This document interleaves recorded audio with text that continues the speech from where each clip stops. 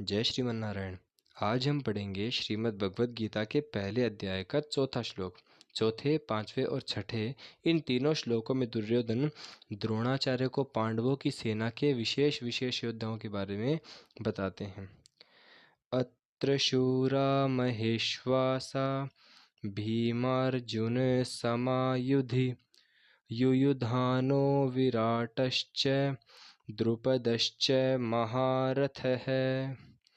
अर्थात दुर्योधन कहते हैं कि यहाँ पांडवों की सेना में बड़े बड़े धनुषों वाले तथा युद्ध में भीम और अर्जुन के समान शूरवीर सात्यकी और विराट तथा महारथी राजा द्रुपद भी है। आइए इसका सार समझने का प्रयास करते हैं।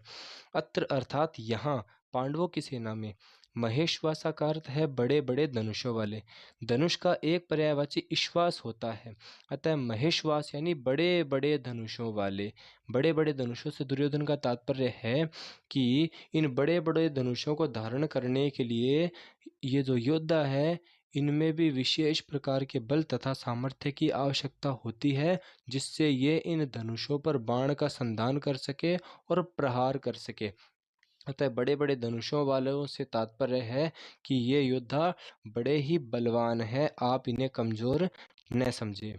च तथा युधि, युद्ध में भीमार्जुन समः, भीम और अर्जुन के समान शूरा शूरवीर, यानी ये जो योद्धा है ये युद्ध में भीम और अर्जुन के समान है। अब यहाँ पांचों पांडव में से भीम और अर्जुन का नाम ही केवल इसलिए आया क्योंकि भीम जो थे वह सबसे अधिक बलवान थे तथा अर्जुन जो थे वह अस्त्र शस्त्र की कला में सबसे ज़्यादा निपुण थे। अतः दुर्योधन यह कहना चाहते हैं कि ये योद्धा अस्त्र शस्त्र की कला में तो अर्जुन के समान है तथा बल में ये भीम के समान है।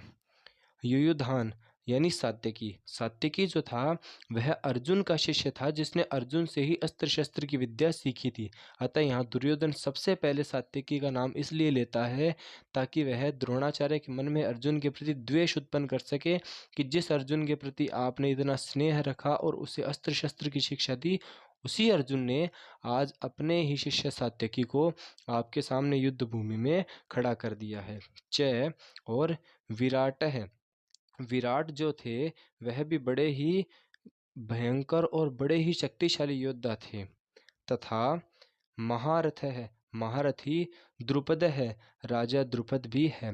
राजा द्रुपद के साथ में द्रोणाचार्य का पुराना वैर भाव था, उसी वैर भाव को पुनः याद दिलाने के लिए दुर्योधन यहाँ राजा द्रुपद का नाम लेते हैं।